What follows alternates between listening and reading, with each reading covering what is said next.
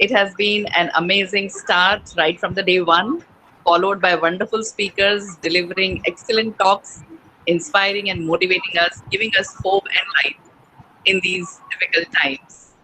And continuing with the same tradition, we today have such a great educator, a motivator, a psychologist at that, Dr. Mihir Parekh, whom we were all looking forward to listening to for a long time. So Dr. Mihir Parekh is a child psychologist and a special educator. He is the founder and director of Urja Counseling and Remedial Center. He is the author of the book Life Tweets. I have personally read this book and I would recommend everyone to do it. It's Life Tweets for Parents. It applies equally to all of us educators.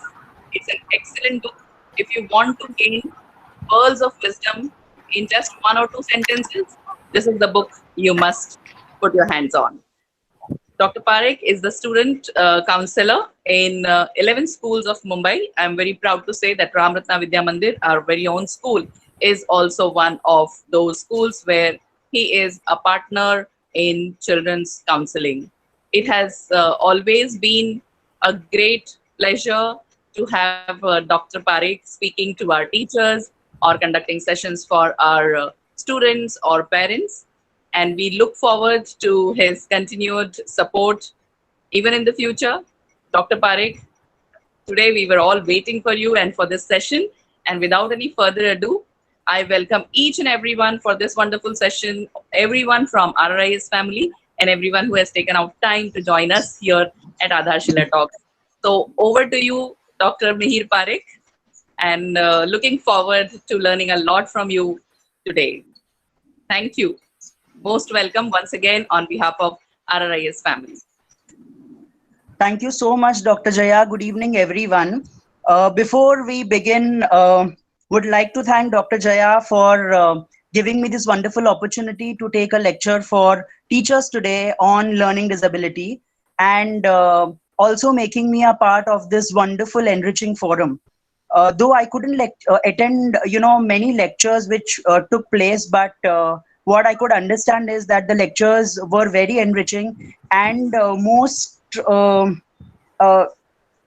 in fact, all the participants who are so enthusiastic to attend these workshops which are happening on everyday basis, so I think they are making the best of this lockdown time.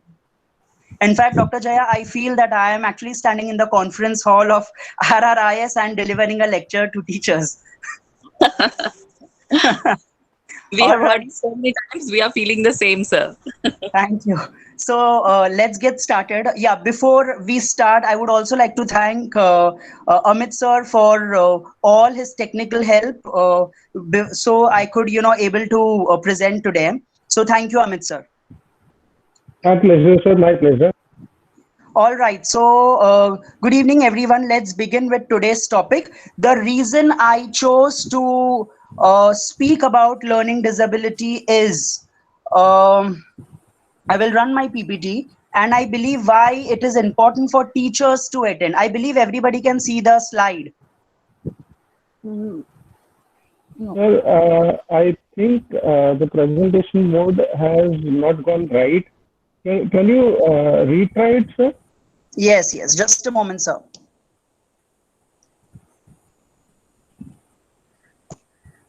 Yes, sir. We can see your screen now. Okay, great. So I believe it is important for teachers to attend this workshop is because when we interact with teachers and also parents, the first thing that we notice is that teachers are the first point of contact. During the open house, if any parent has anything to share about his child, then usually they would not go to a counselor, but the first point of contact would be a teacher. So therefore it's important for teachers to understand about what's learning disability. Also, when teachers work with children, because when we see children very briefly for about 1 hour, or at a stretch, if we see the child for 3-4 days, we do not get a complete picture as opposed to what the teachers can give us, because teachers do a lot of qualitative observation, and therefore I believe they are the first point of contact. Secondly, an average classroom, if you see, has around 5 children with specific learning disability. So which means that when we are talking about academics, we always talk about good grades, how well the child is performing, but we never speak about the children who are actually struggling, right? So that is the reason the teachers also need to understand that how or in which way we can minimize the struggles of these particular children.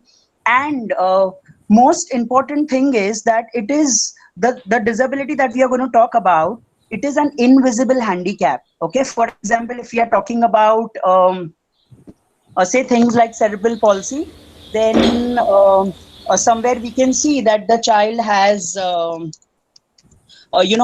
kind of a physical deformity or a physical problem.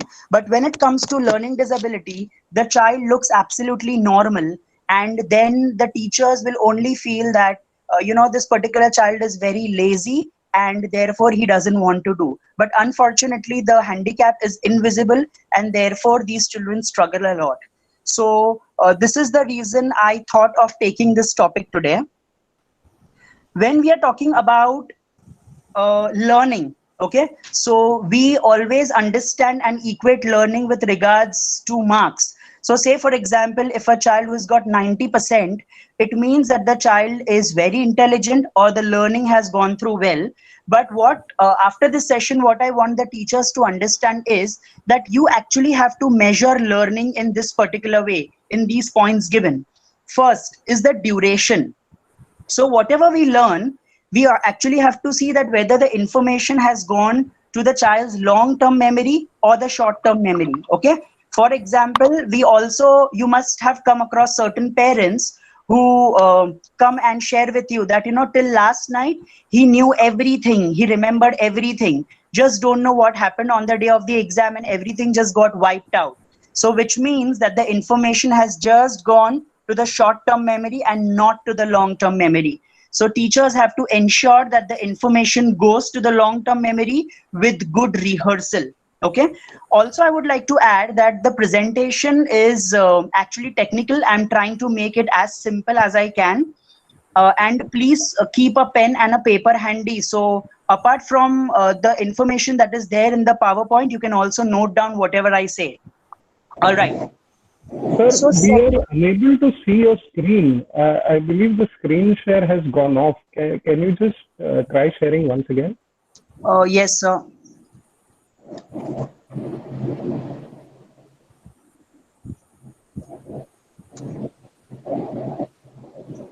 Sir, is it visible?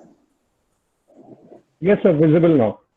Okay, so after duration, we talk about locus of change. So after the learning has happened, teachers needs to ensure that where the learning has taken place, whether the learning has taken place in the memory. So when you ask a question to the child, is the child able to answer one, or do you see any positive or negative change in the behavior? Okay, now the age group that we are dealing are all children below 18 years. Now we talk a lot about neuroplasticity when we are talking about the brain.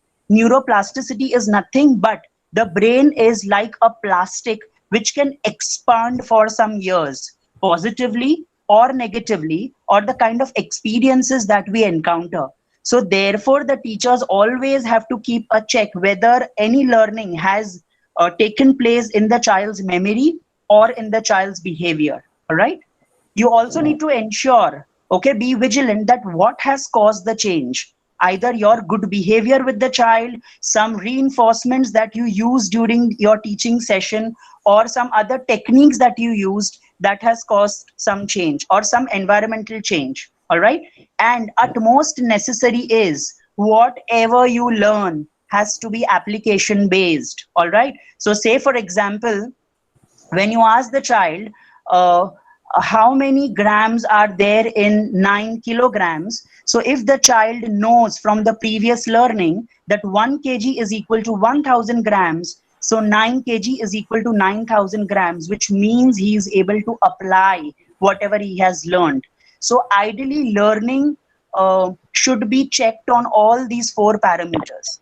Okay, let's move on. So how do we learn? Now, the other day when Mr. Neerav Mehta was taking the session, he spoke about verbal and non-verbal communication. Okay. Now, if you actually see at the bottom, learning is basically into 4 stages. So the first stage is input. Okay. So whatever I'm talking to you, your brain is taking in. At the same time, the processing has already started. Okay, whatever information that you know priorly, you are trying to match up with what you are getting it now, and something that you don't know, you start into the process of storing. Okay, and then after some time, whenever you are asked about it, you might be able to retrieve it. So learning is actually divided into these 4 steps. Okay, and when we are talking about verbal and non-verbal communication, the group that we are going to talk about, which is learning disability, they have problem in both understanding the verbal language, at the same time understanding the non-verbal cues. Okay, so there is some problem in the brain which is not able to integrate the verbal and the non-verbal information coming from the environment, and therefore we need to know what are the different factors that affects learning. Now teachers, please make a note when we are talking about intelligence. Okay, so intelligence is the IQ. Now what is the normal range of intelligence? Can anybody tell me?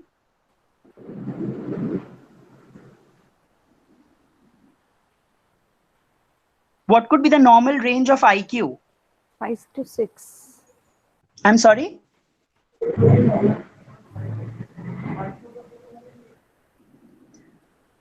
Okay. Sir, I had an understanding that IQ of Indians is around 82. All right. So the IQ points, yes, I could see some people have also messaged the normal IQ range is between 90 to 109 points. Okay, 90 to 109. So this is normal intelligence. Okay, intelligence has 2 important factors. Components. One is the memory. Okay, and the second is logic. So there are some children who are very good at all the memorizing task, but some children fail to understand the logic behind something. Okay, so memory and intelligence both are parts of intelligence. All right, so that affects learning. Second, again, teaching methods and materials. So we will talk about learning styles a little later. So even that affects. So when I was actually studying about learning disability, one of the cause of learning disability was that the learner's style and the teacher's style didn't match. Okay, there was a discrepancy in the teaching learning style, and therefore the child was not able to take in all the materials the way it should go according to his learning style. Therefore the learning was affected. Third, physiological factors, which means if the child has any kind of vision issues or hearing issues. So please make a note, if you feel that the child has learning disability, if the school encourages the child to go to the hospital for testing, the first thing that should be ruled out is the vision and the hearing. So the vision and the hearing test needs to be done beforehand. 60% of the school children undergo a condition called as otitis media, a little technical word, which means middle ear infection.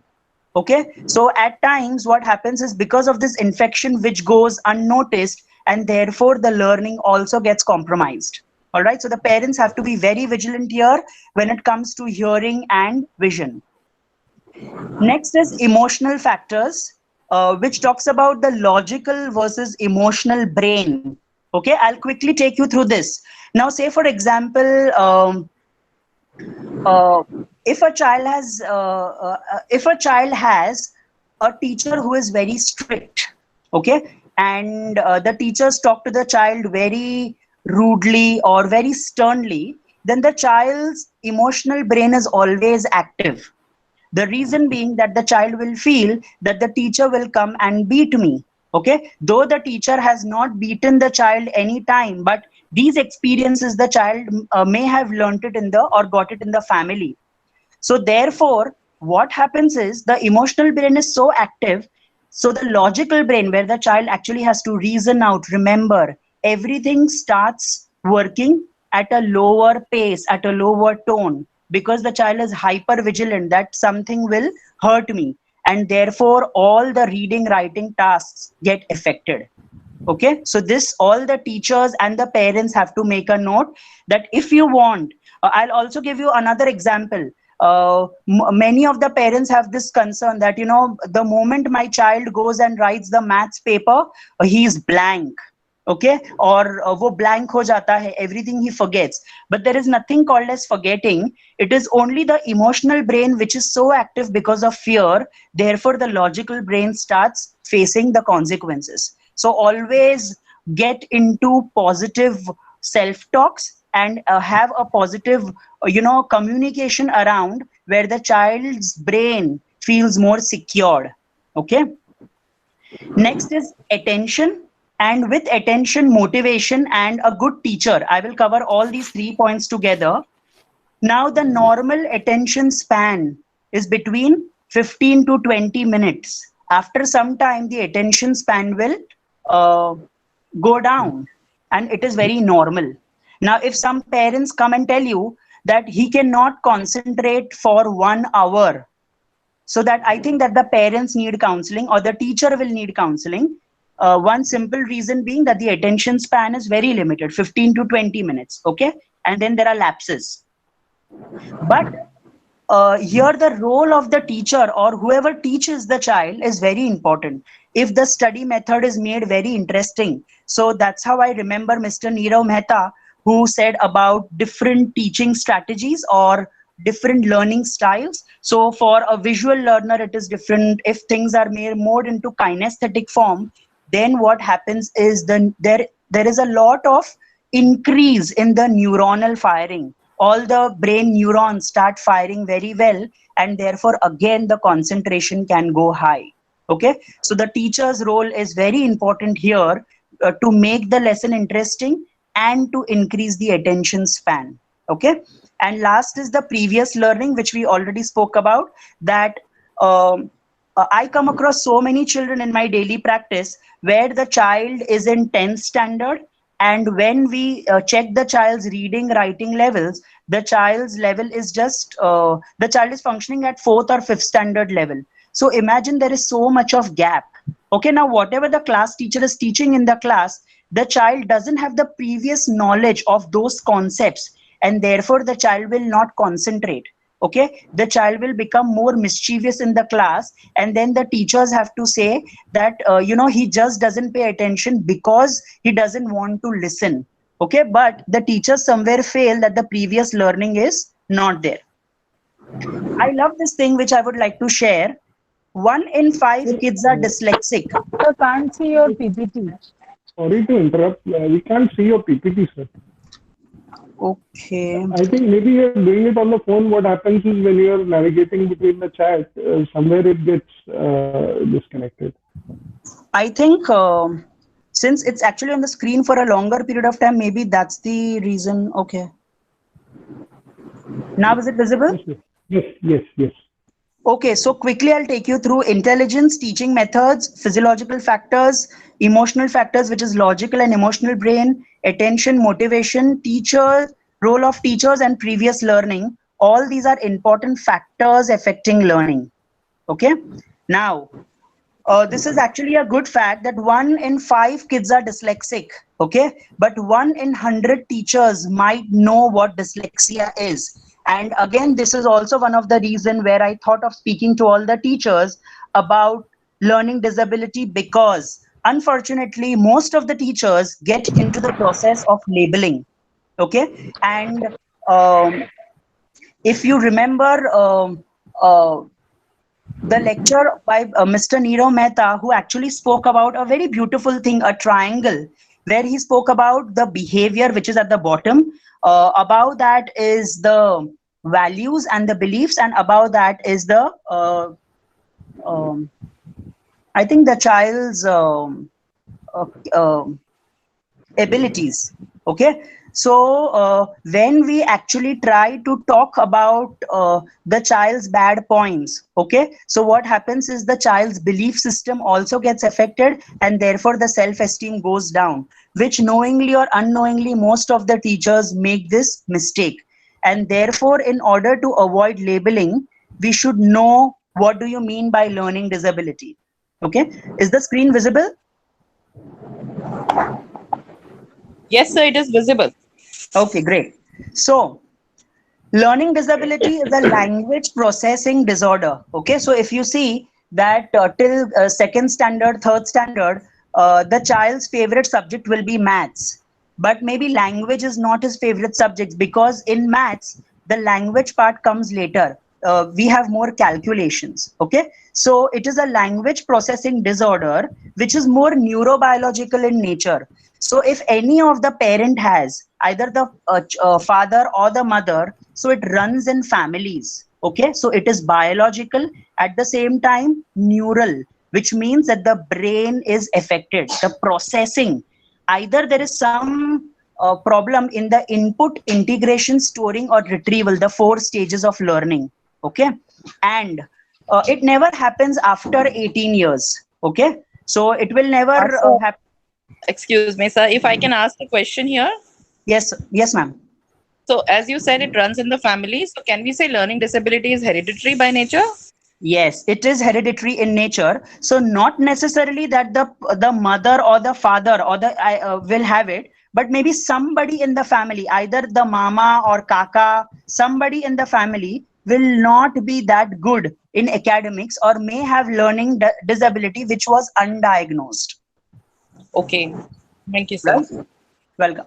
Now, this never happens after 18 years. So, say for example, an individual who is pursuing an MBA will never will never develop learning disabilities when he is an adult.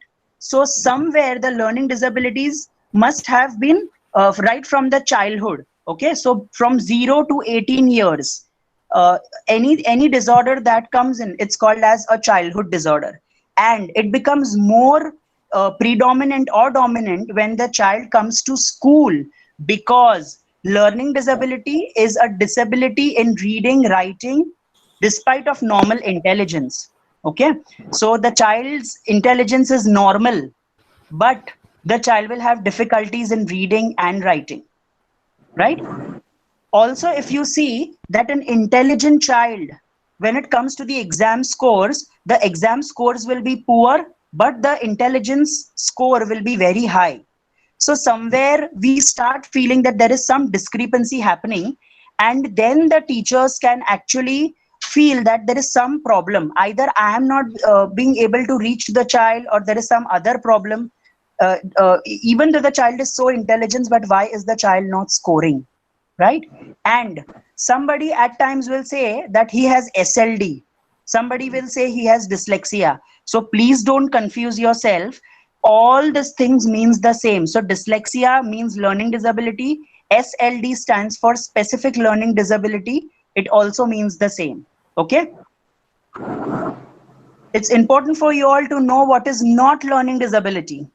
Okay? So learning disability is not a result of low intelligence. So if the child's IQ is below 90 points, it is not learning disability. If the child has had some poor teacher who is not able to teach well, okay, that's not learning disability. I'll also share some examples. Say, for example, there's a child who has learned, who studied in Gujarati medium or Marathi medium, any vernacular medium, and then after 10th standard, the child goes to the college. Now, when the teachers start dictating notes in English, the child has a lot of difficulty writing. What will be the spelling? Have I, framed the right sentence? So that does not necessarily mean that the child has LD, because the child was never exposed to English language. Okay, emotional disturbances, any problems related to the environment, or if the child is upset, that is also not LD. Seeing and hearing problems, so first it needs to be ruled out. And if there is any illness, so because of illness the child is not able to perform well, okay, and therefore it looks like learning disability, but it is not learning disability. Okay. Now a question to all of you is learning difficulty and learning disability same?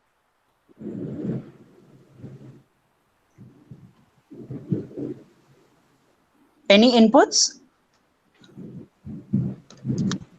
I think they are different. Okay.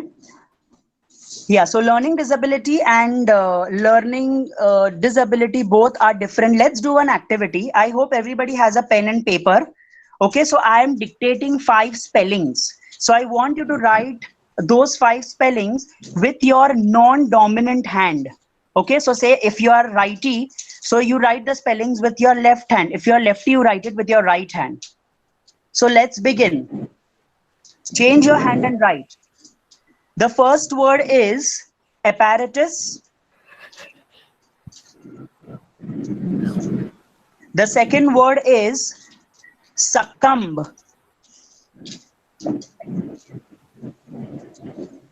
Third word is sabotage.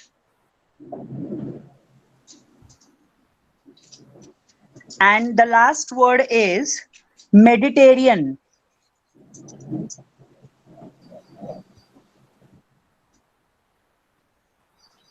Can anyone share how was the experience writing with your non-dominant hand?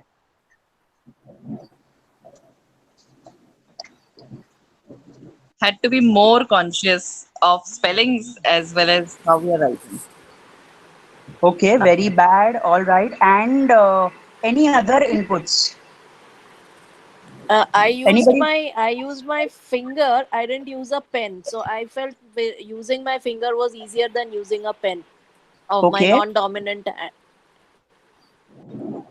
Okay, and difficulty in writing, speed was too slow, it was difficult, spellings are right, but writing is very bad, difficult, and you had to be very careful. All right, so this is what happens when the child is facing learning difficulty. Okay, now there are some spellings which were actually hard. For example, Mediterranean, usme kitna N aayega. Then there were words like succumb, usme how many C will or how many U will come. So these were, after a period of time, when you learn this nicely, you will understand that, okay, I will be able to do this nicely. And after a while, that gap is bridged. So that is learning difficulty. But learning disability, that even after trying so hard, okay, at times you will feel that I know everything, but at times when you write down, things starts going very differently. So when you changed your hand, also it was a kind of an empathy activity where you could actually empathize with the child, that the child struggles to write. He knows that, and he wants to write, but the B turns into D, M turns into W, P turns into 9, and therefore, and that all happens without the child's conscious awareness. And then you feel that I have just not passed the test and I have got so many red remarks. Okay, so teachers needs to understand that both these are different and have to be dealt differently. Okay, now tell me, is learning disability, intellectual disability and slow learning same or different?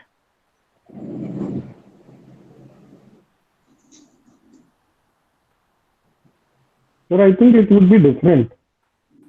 Right. How are they different? What sets them different? Any guesses? What sets them different?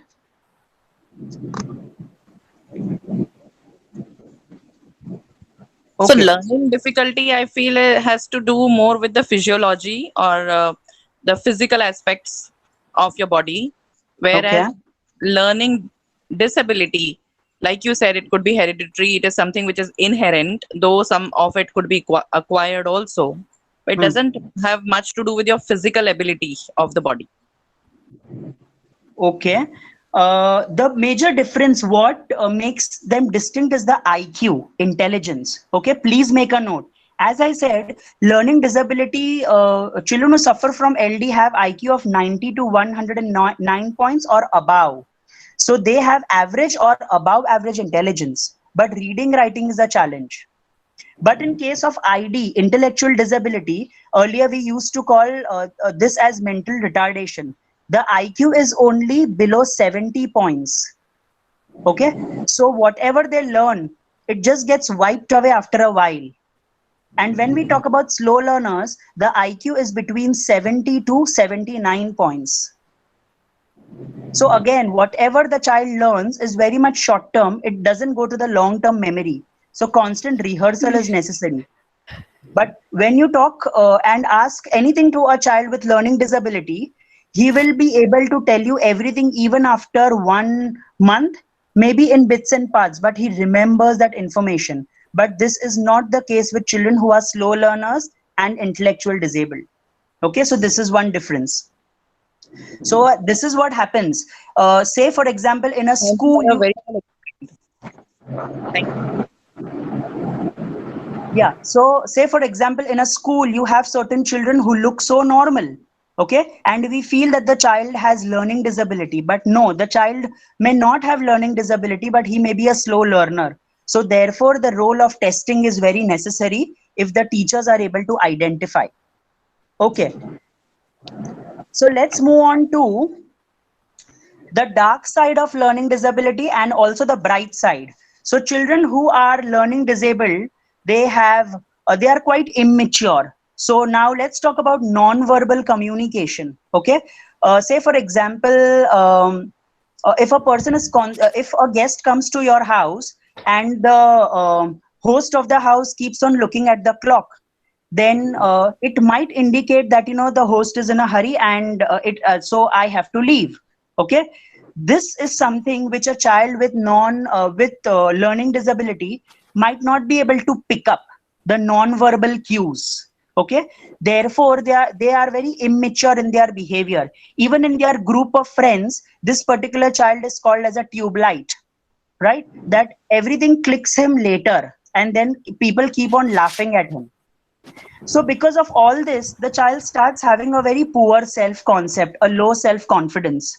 Okay, and he's constantly seeing red remarks in his books, and then whatever opportunity that he gets, he will become very impulsive. That let me try. I will try first. Every time I fail, so I want to try. And in case if he doesn't succeed, then there are a lot of withdrawal symptoms. He doesn't like mixing up with people. One important thing which I would like to share with all the teachers, please ensure that if you are teaching a child with learning disability, okay, or helping the child, hello अपना बाजार अच्छा ये um, आपका shop open है can you please mute the participants, please? Usha ma'am, please अच्छा sir mute क्या yourself. Possibility Usha ma'am. हाँ वही डेट का So, मतलब छोड़ ना so तो ये children keep मतलब on looking at their teachers that, सुबह 9 whether बजे they have done मैंने it बोला right मैं or सुबह not. 4:30 के बाद So to a greater extent, they खोलती हूँ become शाम dependent and they seek a lot of approval that whether they have done right or not. On the other side, if you see the brighter side of अच्छा अच्छा learning तो कल सुबह disability, फिर call करेंगे तो order लेंगे ना तब सामान अवेलेबल है ना if you see the brighter side of learning हाँ disability, तो they have excellent visual memory. So I've underlined this for all the teachers because अच्छा कहाँ पे whatever मम्मी कब lessons मिलेगा you plan, please ensure that they are more visual in nature. Okay, because they are able to remember things more visually, and they are नारियल है क्या also आपके पास very talented अच्छा in ठीक है तो कल art, सुबह कॉल drama, and करके music. Order Okay, so not necessary that they have to be good at studies. They can be very good at other extracurricular activities also. So be vigilant, keep an eye what the child is good at. Okay, now let's get into the process of identification. How do you identify that the child has learning disability? So, I want all the teachers to get into an introspection mode. That do you have any kind of, do you see any of these symptoms in your children? They are inaccurate or slow and get into effortful reading. It takes a lot of time. Difficulty understanding the meaning of what is read. Okay, so comprehension challenges are also seen. They are very bad at spellings, which we will see in the later slides. They have difficulties in the written expression. Okay, I have one writing sample which you can see how difficult writing is for them. They have difficulties mastering number sense or number facts or calculations, and they have a major difficulty with mathematical reasoning. So anything where the reasoning word problems are concerned, there were 4 apples on the tree, out of which 2 fell. How many apples remain? So there is all. So the left hand side of the brain processes language, right hand side of the brain processes numbers. So then what happens? There is a difficulties in connecting the left and the right brain information, and therefore the child goofs up here. So these problems should persist for at least 6 months, despite of the provision of intervention. Okay, so even after the teacher has intervened, helped the child, but even after that the child is not improving. Very important point. 1.5 years lag below the expected age. So say for example the child is in 6th standard, but the child can't even write the spellings or read the textbook of 4th standard or 5th standard, then there is an expected, so there is a lag. So this is one thing which confirms. And also a standardized achievement test which is taken by the psychologist. So what the pre-primary teachers have to ensure. Okay, now let's do one small activity here. I am giving you some commands. Okay, and you have to tell me how difficult it was. So I say that good evening people, take out your history textbook, come to page number 7, second chapter, second paragraph, third line. So what difficulties you faced?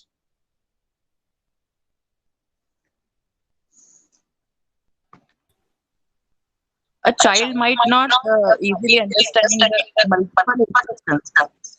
Yes, so it was Giving all the instructions at one time, they won't be following.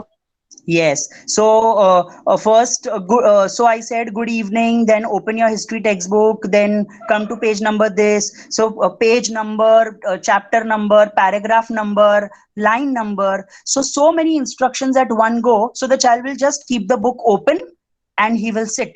And in case if the child gets a chance to read, then he gets it from the teacher.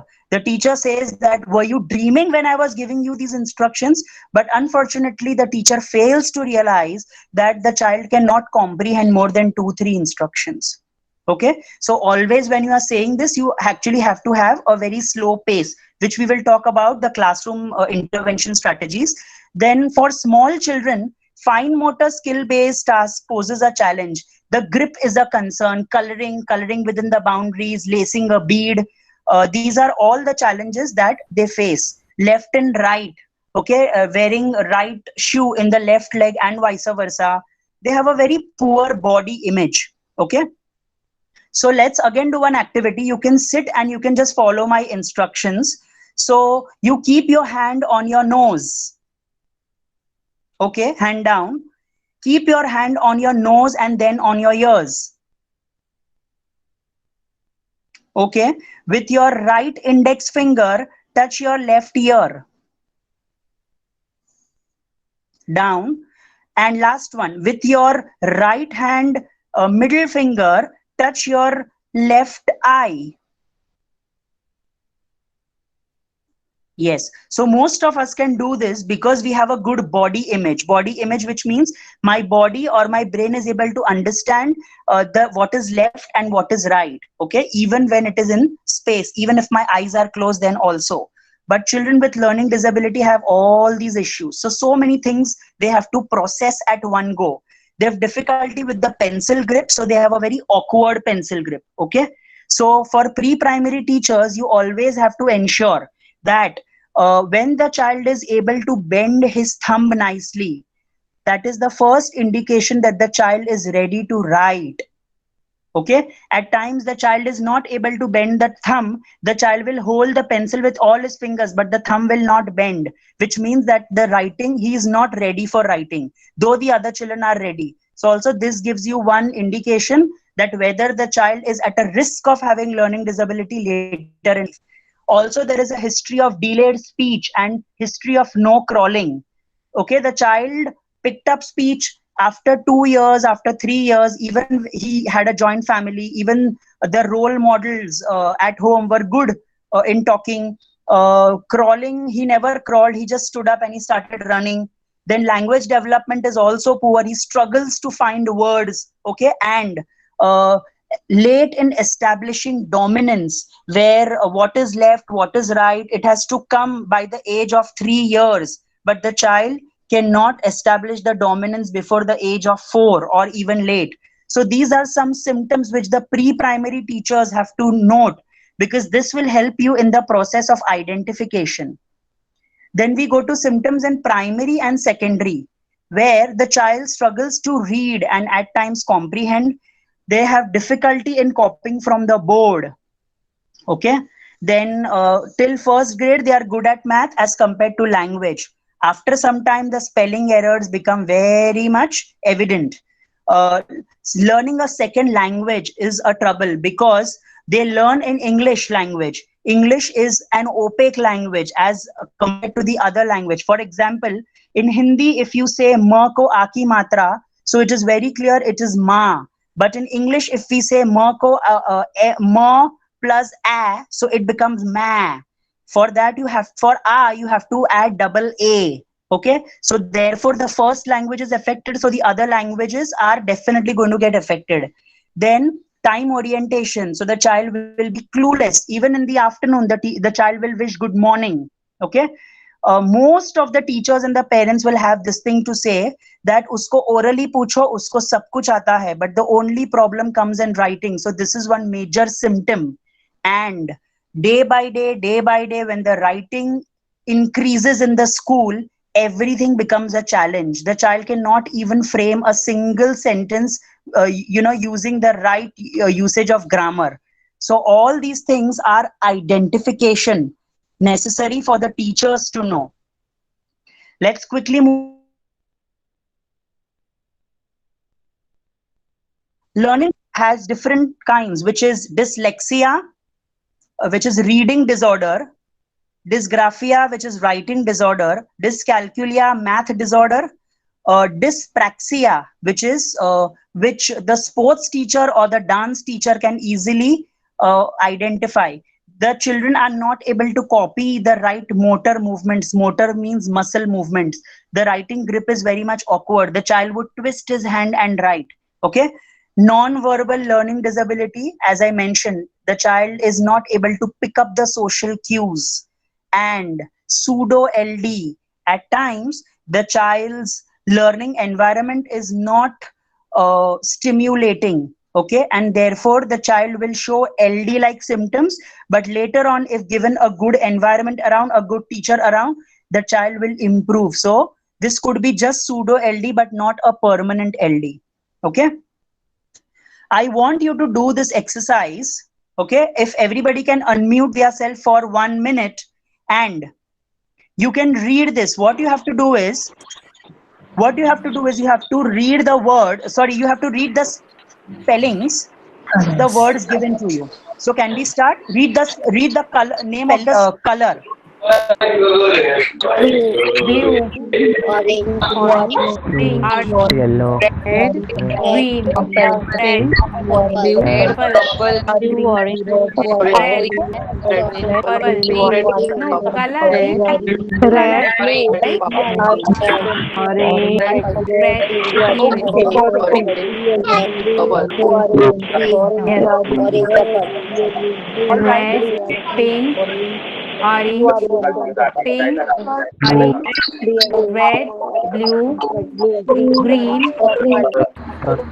red, blue, green, Okay. So what we saw was, it is a kind of an empathetic activity, where we are actually able to understand that how a child with learning disability must be struggling. Look at this beautiful sentence which I am reading out to you. Can you all unmute yourself, please? Sorry, mute yourself. yes,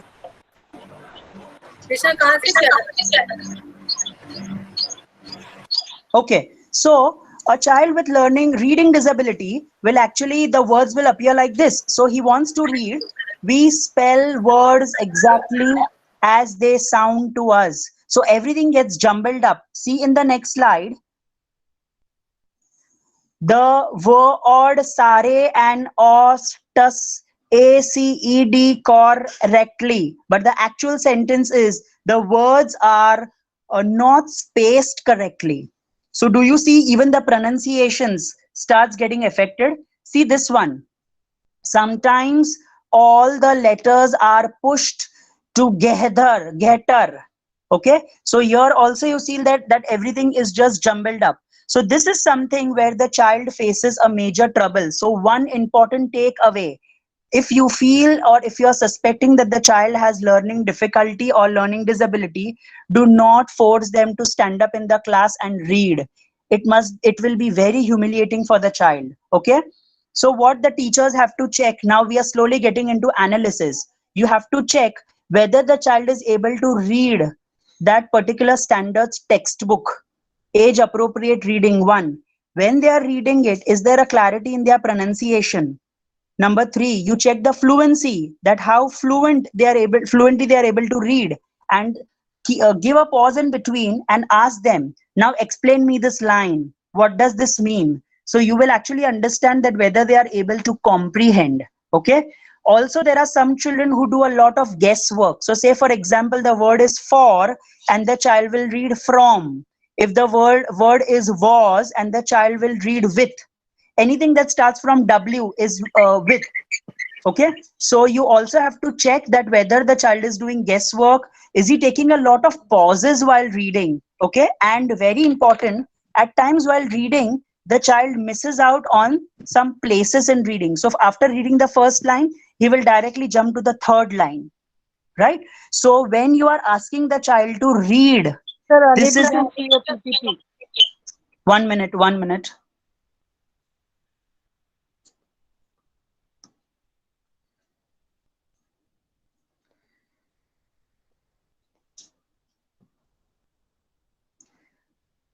Are you able to see now? Yes, sir. Yes, Okay. sir. So whenever you are doing calling the child for reading, simple thing, you can actually make a note.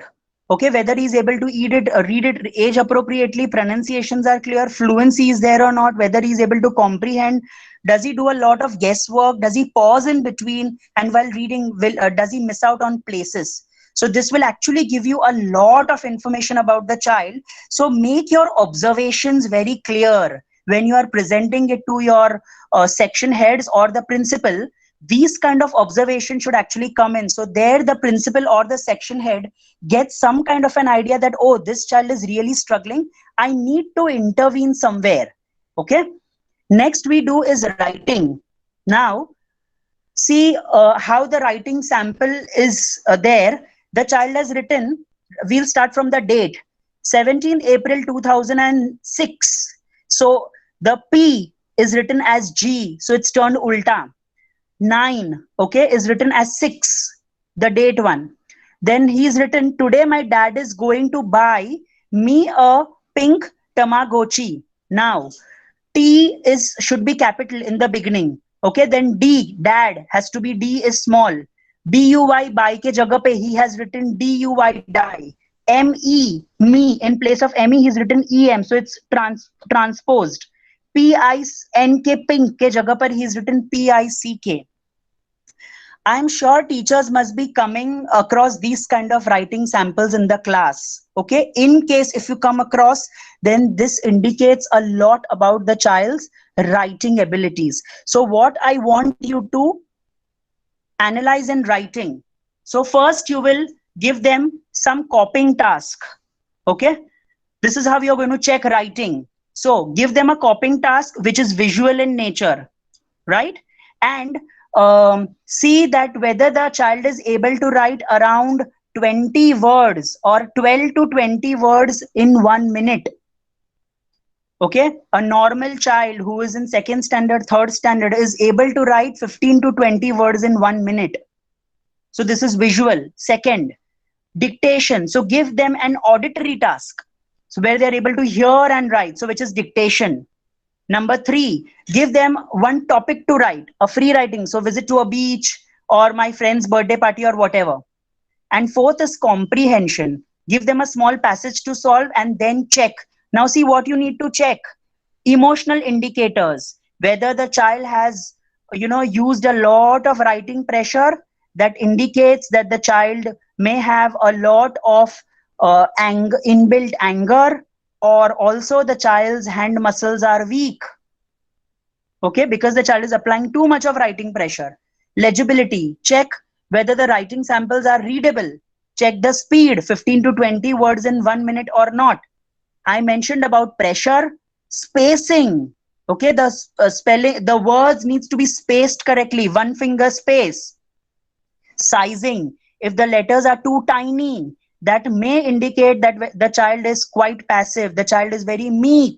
Okay, if the letters are too big, it indicates that the child has some kind of visual perception issues, or the child is overconfident, or the child is very aggressive. There is a need to show a kind of a superiority in front of others. Okay, spellings, you should also check spellings, which we will do it right away, and use of punctuations, that whether the child is able to use the right punctuations at the right place, capital letters, comma, full stop, etc. Now, when you again check a writing sample, do spelling analysis and see how you do it. The word clean is given, and in case if the child has added E, it becomes error of addition. If the child omits something, here he is omitted A, so it becomes error of omission. Now here, the child has substituted a vowel. So instead of A, he has written E, so it becomes substitution. And transposition, where the placement of the words or the placement of the letters or the alphabet changes. So during the spelling analysis, you have to keep into mind all this. If these kind of analysis are done by all the class teachers, then we can say that this is a very qualitative observation. Okay, and then if it becomes a regular practice, then it becomes easy for you to identify a child with learning disability or any kind of learning challenges very quickly.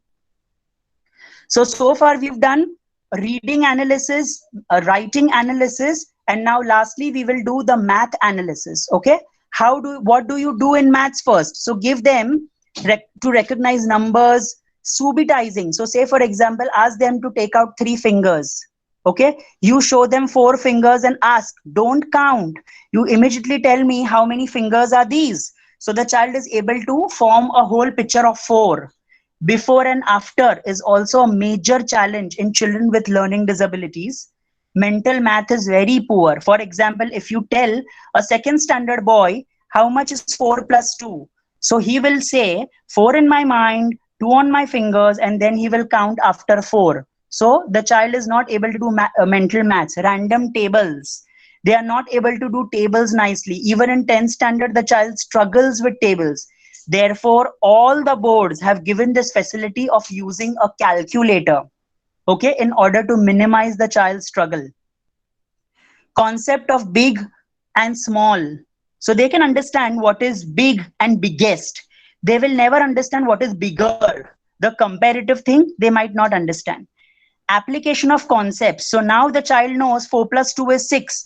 But if we say that what is the sum of 4 and 2?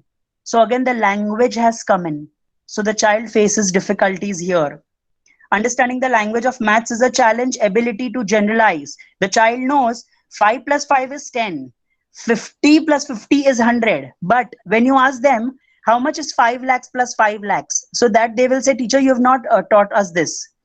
Okay, they are not able to generalize whatever they have learned. And as I mentioned, calculation is a problem. Okay. So my question to you is, do you feel that this condition is curable?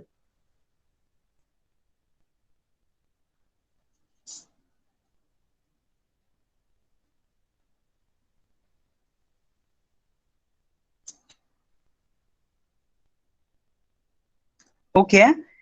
Yes, to a certain extent, yes, with practice. Ma'am is saying the acquired disability. Okay. All right. So it's a time-taking process. Yes. Let's see. The answer is no. Learning disability is a lifelong problem. Okay. But what it says, early intervention and awareness reduces the severity of the problem, but it is a manageable condition, not curable. So even if the child has learning disability in 4th standard, it will continue in 10th standard, it will continue even when he becomes an adult and goes to office. Okay, so the only solution to this is if you identify the child early, okay, then if you start the intervention process early, so the challenges that he will face in his adult life will be very, very much in control. All right. So why early intervention? It takes 4 times as long to intervene in 4th grade as it does in late kindergarten because of the brain development and because of the increase in the content for students to learn as they grow older. Are you able to see the screen? Yes, sir. Okay, so if you are able to intervene early, so in the kindergarten, if you are able to do it, so the earlier the better because of the neuroplasticity. And last thing is what the class teachers can do. This is very important. So up till now we've done how to identify. So we've discussed the symptoms. How do you analyze? So we've discussed the reading, writing, and math uh, analysis. And now what you can do as class teachers: avoid giving reading tasks because you do not have to make the child feel bad about his reading skills. Use a multi-sensory approach, so which was mentioned even 2 lectures back. A combination of visual, auditory, and kinesthetic approach is very necessary. Make the child sit in front of the teacher, because whatever the teachers are saying, the child is able to give good eye contact and look at the teacher. Reduce auditory distractions, because I have not covered one important topic because of the time constraint, that's ADHD, which is hyperactivity. So there are some children who are also ADHD along with learning disability. So they need to concentrate a lot because they have concentration difficulties. Peer tutoring, which is a kind of a buddy system, will actually help a lot. Look at the child and give instructions. At times you also need to repeat. So students, please take out your history textbook and come to page number 4. I'm repeating, come to page number 4 and open the chapter number 2. So that's how you can repeat. Avoid giving multiple instructions. Clearly state your expectations. What are you actually wanting? But you also have to ensure that don't give lengthy statements. You can actually take a pause, okay, and see. Also make sure that you don't keep on looking at the child, so everybody understands that okay, he is slow and therefore teacher is going slow. Breaking down the task into simple steps, it's also called as micro level teaching. Okay, so if you simplify the whole thing, so then children with learning disability are able to understand, because abstractions they are not able to understand. If possible, give additional time for school and work test. So even the board allows to give a 1 hour extra or 20 minutes extra in every 1 hour. So that is also necessary. Very important. If you cannot do good, at least do not say anything. But if possible, encourage the child daily, because those motivating words are actually building the child's self-confidence. And therein, the child's beliefs and value systems are strengthened more. Underline and highlight words so the child understands what the teacher is actually talking. If possible, do not check your papers or book with red pens. Always use green pens, because red actually is a sign of danger. It works very differently in the brain when the child sees red color. Okay, so this is something that you can try. Make wall charts, because as I mentioned that they are visual learners, and if possible, since they have muscle difficulties, they have planning difficulties, eye-hand coordination difficulties, so their work will always remain incomplete. And therefore, if it is possible, you can actually give them handouts if possible. Okay, so with this I finish with my presentation for today, and I believe that you've actually got some idea to know what is learning disability, and you can identify children with learning disabilities in your class. So, Thank you so much for this really exciting session, Dr. Mihir. I had one question, especially since we are in midst of this COVID-19 and we are doing a lot of online learning. So, would these children also face problems with online learning? sir, your voice is breaking. I'm not able to hear you properly, sir.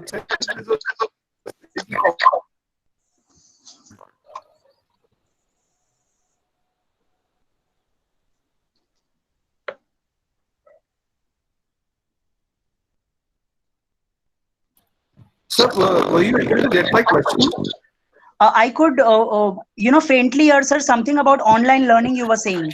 Yeah, sir. So, what I just wanted to ask was, do these children also face more Sir, I'm really sorry, your voice is cracking.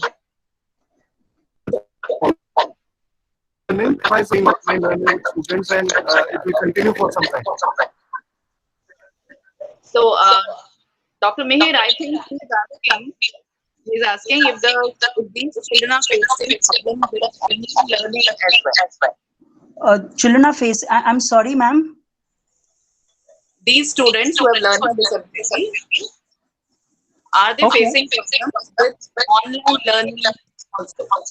I'm sorry, the students who are facing learning disability, are they? Are they facing difficulty in online learning? Okay.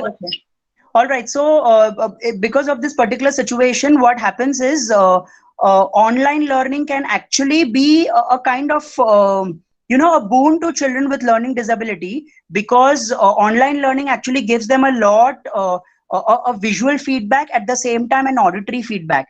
So, if this online learning is well planned with good micro level teaching, so then it can benefit the child with learning disability. But if the entire thing is too much, there's a lot of information, then it can be too overwhelming for a child with learning disability. Okay, sir. Thank you. Welcome. And I would like to tell you that it was a very comprehensive presentation. Thank you so much, ma'am.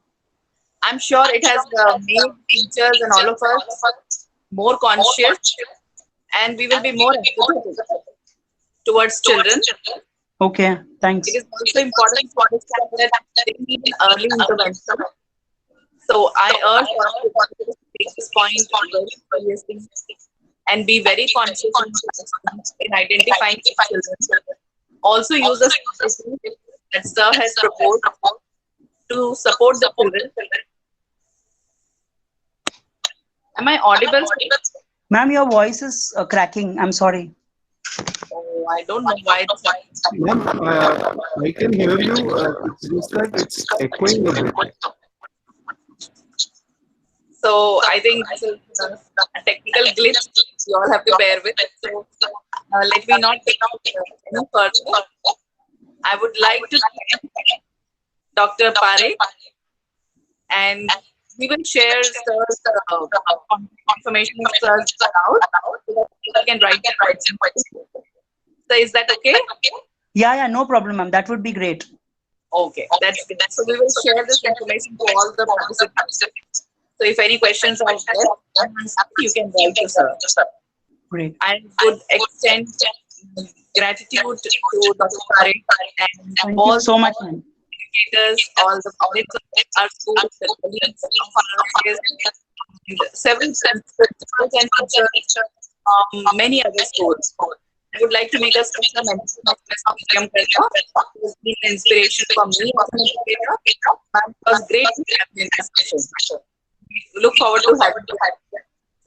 And Dr. Parekh, we want you to conduct some parent has asked for more information on education. So we look forward to some sessions in the future. Sure, ma'am. Thank you. Thank you. It was an amazing session, sir. Thank you so much. Thank you. Highly effective. Thank you very much. I wish you all the very best. Thank you so much, and thank you to all the participants. Thank you. Thanks to everyone. Have a good day ahead. See you all tomorrow. Bye. See you.